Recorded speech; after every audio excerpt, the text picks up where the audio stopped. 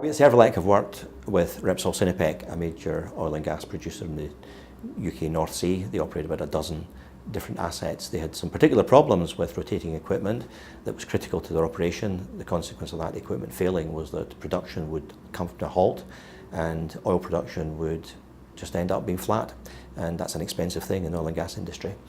So we were already working with the company doing real-time information systems work, and so they asked us to work collaboratively with them to develop a solution that would allow them to tackle that particular problem. And we did work together, and the outcomes were very successful. They very quickly identified issues that would have otherwise gone unnoticed and saved effectively millions of dollars by avoiding shutdowns that would have happened had the system not detected them.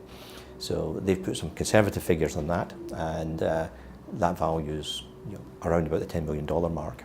And the product we've developed is not an off-the-shelf commodity product.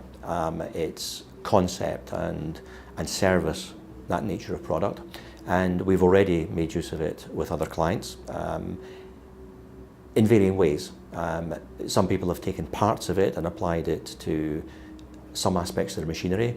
Others have wider programs. We're working with one particular client who's looking at this as part of a much wider program that they have in the field of digitalization, and the techniques and methods that we used and developed for the Sinopec situation have been reused and are being used, although they're not exactly the same. You would look at the screens, for example, and see something quite different, and think perhaps that it wasn't the same, but the essential core product of collaboratively developing a solution for actively monitoring equipment to deliver savings, to identify problems, is the same core product.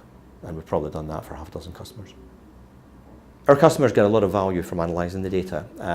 It's not a standard one-size-fits-all situation, but once they have the data about the performance, they can then start to look for trends. And once they look for trends and look for improvements, they can either make the process more efficient, in which case they can then equate that to lower costs of input, or they can perhaps do something that will avoid a failure taking place. And if the failure had taken place, it would have caused the production process to stop.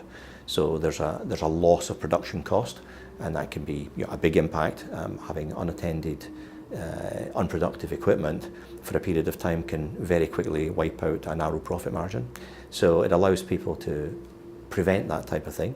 The work that we did for Repsol Sinopec, one of the most interesting bits of feedback I received was via the IT manager for the organisation, who said that it's unusual for him to find an IT product that is so liked by the users that they want to do more with it. People often just see IT as something stuck on the side, but here was something that actually was contributing to the effectiveness of the organisation, and that's having come from the horse's mouth, as it were, then that's something to be valued.